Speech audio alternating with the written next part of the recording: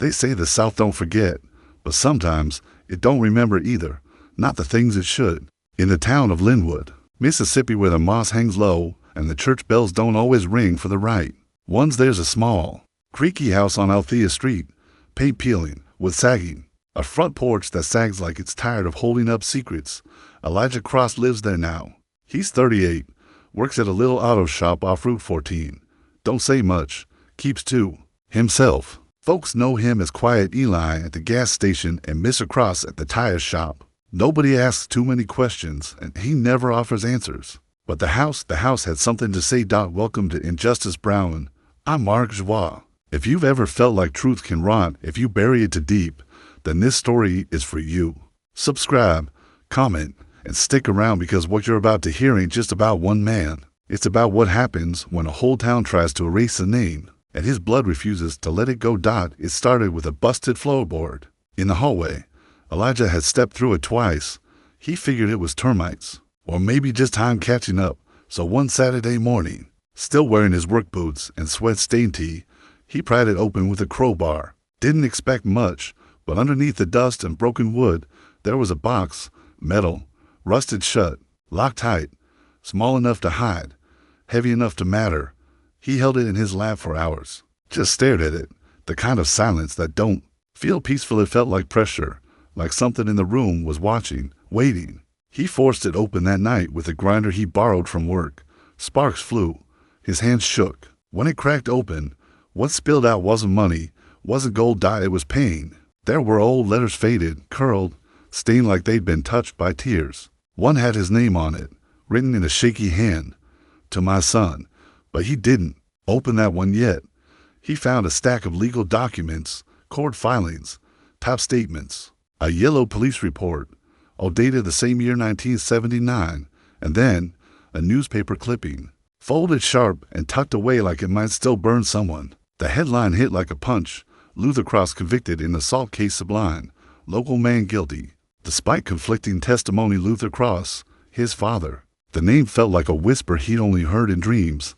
A man whose face he couldn't fully picture. A voice he barely remembered. He always thought his dad left. That's what his auntie said. That's what the town let him believe. But the truth don't stay buried forever. Not when blood still walks the floorboards. Elijah read the first letter that night. It wasn't long, just a few sentences. But the voice in it, that voice broke. Something opened. His father wrote about missing him, about counting days, about prayers that never seemed to leave the cell walls. And just like that, Elijah couldn't breathe right. All these years, he thought he was born without a father. Turns out, his father had been screaming for him from behind a prison wall. He sat there until morning, light creeping through the cracked window. The room didn't feel like his anymore. It felt haunted, not by ghosts, but by silence. Silence passed down like furniture, like shame. Elijah thought about the way people in Linwood always looked at him a little too long, or didn't look at all. He remembered the whispers when he walked through the grocery store alone at 9 years old. The way his aunt would pause before saying his last name. Now he understood. They didn't just forget his father. They erased him, scrubbed him clean from memory like he never mattered. And they did it quietly, like most things in Linwood that hurt the most. But the thing about the South, even when it forgets, the soil remembers. And something in that house had been waiting for Elijah to ask the right question. Why? Why did they lie? Why was Luther really in prison? Why did nobody tell him? He didn't know the answers yet, but for the first time in his life, he knew the silence wasn't natural. It was built, brick by brick, lie by lie. And now, it was starting to crack, because truth, once uncovered, don't like going back to sleep, and neither did Elijah. Luther Cross didn't start no trouble. That's what folks said. Back then, quiet young man, strong hands from factory work, soft voice from growing up in church pews. He had dreams like anybody else. A little 2-bedroom house, a truck that didn't backfire, a baby boy learning to walk in the hallway while his wife, Grace, cooked greens in the kitchen. But Linwood, Mississippi, it wasn't made for black men with peace in their hearts. Not in 1979. That year, the town was still smiling through its teeth. They'd taken down the whites-only signs, but not the rules. You could drink from any fountain you wanted, just know which one people wanted you to pick. You could vote, just be ready to lose your job after. And if you were a black man walking home alone after dark, well, you better hope nobody white screamed in the night. Luther was 24 the night. They came for him. He was working swing shift at the paper mill, got off just after midnight, walked 2 miles home like always. Didn't see no trouble, didn't hear no warning. The squad cars rolled up outside his house just before sunrise. No knock, no questions, just flashlights in his face and steel on his wrists. They said he raped a white woman near the old tracks. Her name was Margaret Devlin, 22, daughter of one of the wealthier families in town. She said it was a black man, big, tall, quiet, no details, just enough to feed the flames. Luther said he was at work. They didn't care. He said he had a time card. It went missing. He said he didn't even know her. The officer said, "Don't matter. Boy," she said, "it was you." The trial lasted 2 days. No witnesses on his side. His lawyer looked like he'd rather be anywhere else. He barely spoke. Didn't even question the one piece of evidence, a dirt-stained shirt they said belonged to Luther, though no DNA, no blood, nothing tied him to it. It wasn't his. But by the time he said it, they weren't listening. 12 white jurors, all local. Most of them probably worked with his accuser's daddy. The deliberation took less than 90 minutes. Guilty. They didn't even flinch when Grace screamed from the back of the courtroom. They didn't see Luther's eyes go hollow. Didn't see his little boy Elijah, just 2 years old, clutch his mother's dress like he knew something was breaking. That wouldn't be fixed. They sentenced him to 25 years in Parkman prison. No parole, no appeal. They might as well have buried him alive. And the town went quiet. White folks nodded like justice had been done. Black folks kept their heads down. They knew what it meant to speak too loud. A few whispered their doubts in corners, but nobody stood up. Not publicly. Not for Luther. Fear ruled Linwood more than law ever did. Grace wrote letters every week. Sometimes they made it through. Most got returned, unopened. She raised Elijah on what little she had, worked cleaning houses, her hands cracked from bleach and scrubbing, her back bent too early, and in 1986, she collapsed in a client's kitchen. A heart attack. She was 30-3. Luther never saw her again. He didn't even get a funeral notice. He found out through another inmate who'd seen it in the newspaper, buried 3 pages in. By the time Elijah went to live with his aunt upstate, he already knew not to ask about his daddy. The name Luther Cross got you silence or stares, or both. The boy learned fast that some names weren't meant to be spoken out loud. But Luther, he spoke every day, in letters that never came back, in prayers shouted to cell walls, in memories that kept him alive when food and light wouldn't. 25 years, no evidence, no justice, no apology. Just silence. That's what they did to him. They didn't just take his freedom. They took his name, his wife, his child, his place in the world. And worst of all, they made sure nobody ever talked about it. That's how you kill a man twice. Luther Cross walked out of Parkman prison in the summer of 2000 for no headlines, no ceremony, just a man who lost everything, stepping through a chain-link gate with 25 years of dust on his soul and no place to put it. They didn't say he was innocent. They didn't say he was guilty. They just let him go. Like a paper someone forgot to file, like a box that needed clearing out.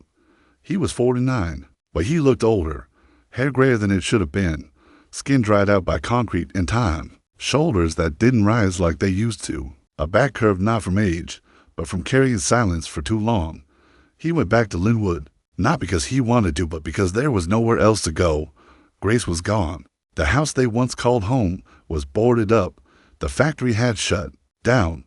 The people who once nodded at him in church walked the other way. Some didn't even recognize him. Others didn't look through him like he wasn't real. You could call that freedom if you wanted. Luther didn't.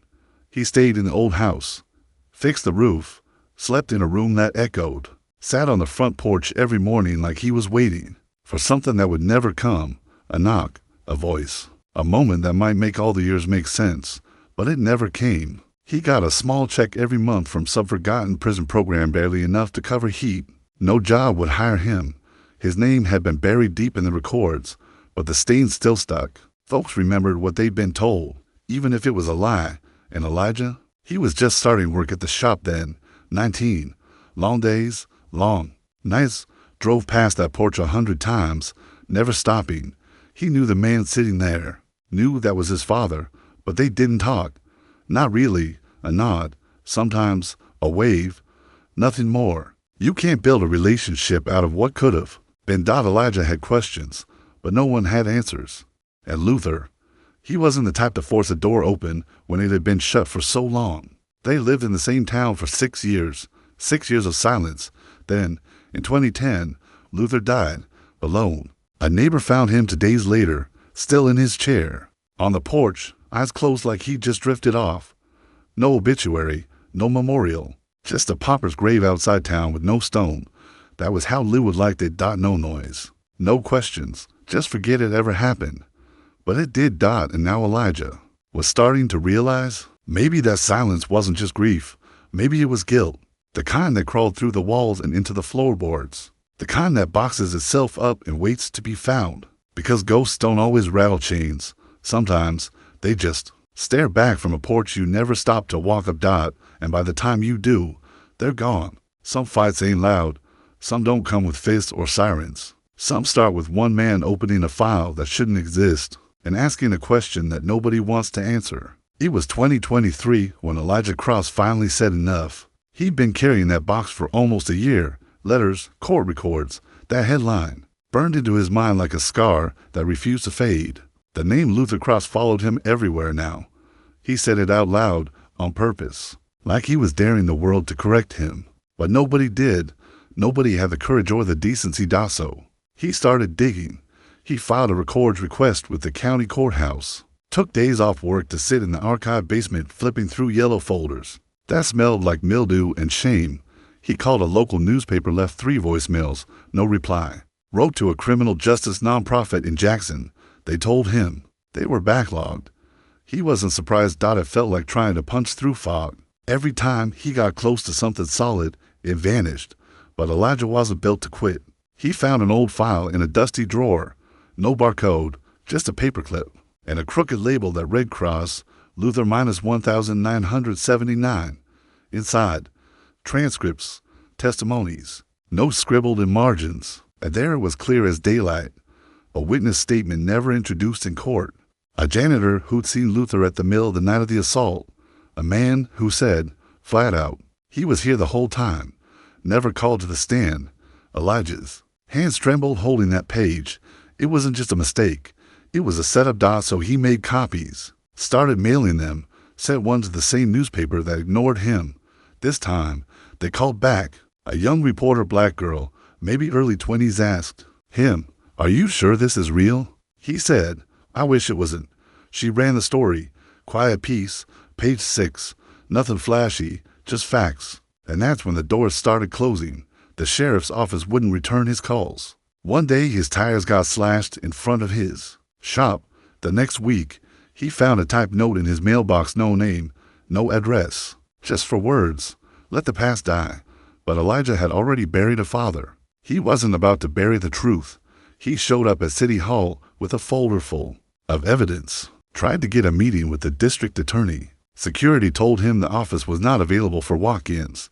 He tried again, same answer. The judge from the original case was long dead, but his grandson, he sat on the Linwood City Council. Now, Elijah tried to speak at a town meeting, signed up, stood in line, waited his turn. But when his name came up, they skipped over it. Just kept talking about parking ordinances and festival permits like nothing else mattered. Elijah went home that night and stood in front of the mirror, looked at his own face, the eyes, the jawline, the fire. He looked just like Luther. That's when he realized they weren't just ignoring him, they were afraid of what he carried. Because truth real, undeniable truth is dangerous when you built your house on lies. So he kept pushing. Sent everything he had to a black attorney in Jackson who specialized in wrongful convictions. She took the case, quiet at first, careful, but once she saw the files, she didn't hesitate. Now they had paperwork, motion for posthumous review, requests for hearings, demand letters. But Linwood didn't blink. The old sheriff's son still ran the patrols. The judge's family still held the reins, and the people, they still whispered when Elijah walked by, like he was the one stirring up trouble. But he knew better. This wasn't about trouble. This was about legacy, about a man who died with a lie hanging over his head, about a son who refused to carry it any longer. The same silence that buried Luther was trying to bury Elijah too, but he wasn't having it. He said, out loud and without shame, "My father was innocent," and every time someone told him to move on, he said, "Not until they say it, too, because some names deserve to be spoken, and some wins. You don't run from them. You lean in and walk straight through." 3 years. That's how long it took from the day Elijah opened that rusted box to the day someone finally said the words out loud. We believe Luther Cross was wrongfully convicted. It didn't come in a courtroom with cameras or a speech from a judge. No handshakes, no parades. It came in a statement, dry, legal, barely a page long, but to Elijah, it hit harder than any verdict ever had. They admitted it. Luther was innocent. It took a new district attorney, a young black woman named Rena Caldwell, who'd grown up to counties over, heard too many stories like Luther's, and finally had the power to do something about one. She reviewed the case herself, read every page Elijah sent her, dug up records no one had touched in 40 years, interviewed the last living juror, who broke down crying when he realized what they'd done. She brought it to the state board, quietly, deliberately, and it passed. Posthumous exoneration. Just 2 words. But they pulled Luther's name up from the grave they buried it in. For Elijah, it didn't feel like celebration. It felt like breathing after holding it for too long. But he wasn't finished. Because truth without remembrance, that's just another kind of silence. So Elijah went to work again, this time with help. A local black historian named Henry Talley reached out after seeing the article, said he remembered Luther, said his mama used to whisper about how they did that boy wrong, said Linwood had more ghosts than churches together. They petitioned the city to name something after Luther, a building, a park, a statue, anything. They pushed, met resistance. Of course they did. The mayor said it might stir up division. A councilman said it was too far in the past to worry about now. But Elijah didn't flinch. He showed up at every meeting, read from Luther's letters, held up his father's prison photo until even the silence started looking away.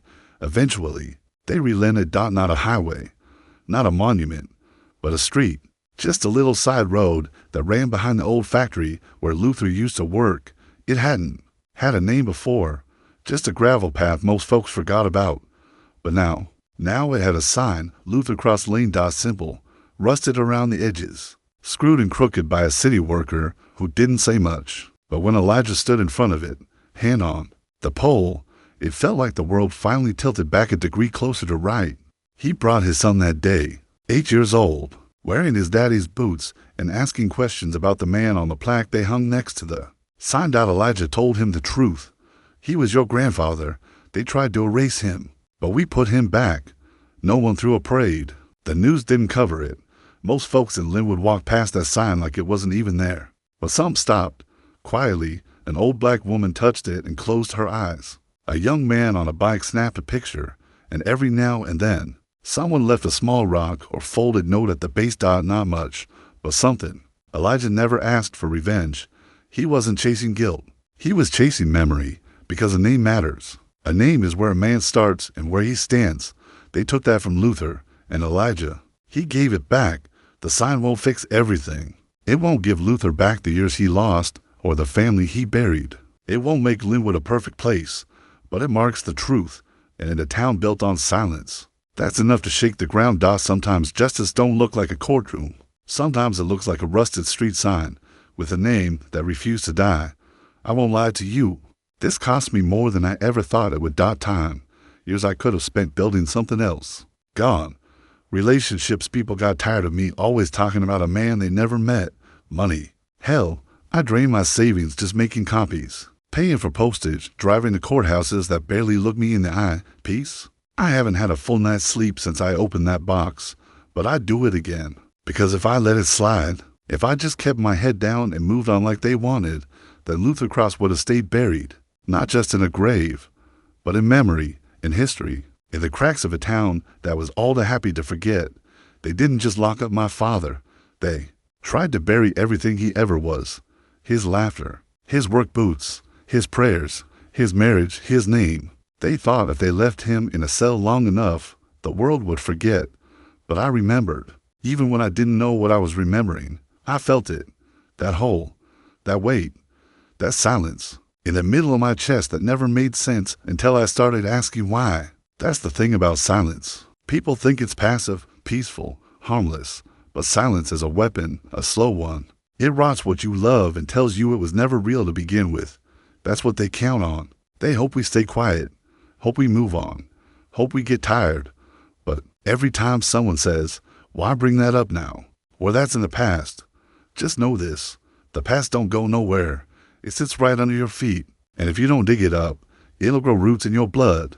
Some days I wish I could have just let it go. But if I had, Luther would still be just a whisper, a mugshot, a lie dot instead. Now he's a name, on paper, on a sign, in my son's mouth when he asks who we come from. That's why I did it. Not to change the whole world, died just to make sure the fire didn't die in my part of it. So if you're listening, and you're carrying something heavy, something they told you to forget, to bury, to leave alone, I'm telling you now, carry it anyway. Carry it until someone sees it, until they say it, until the silence breaks. That's how you keep the fire alive. Not by lighting the sky. Just by making sure it don't go out where you stand.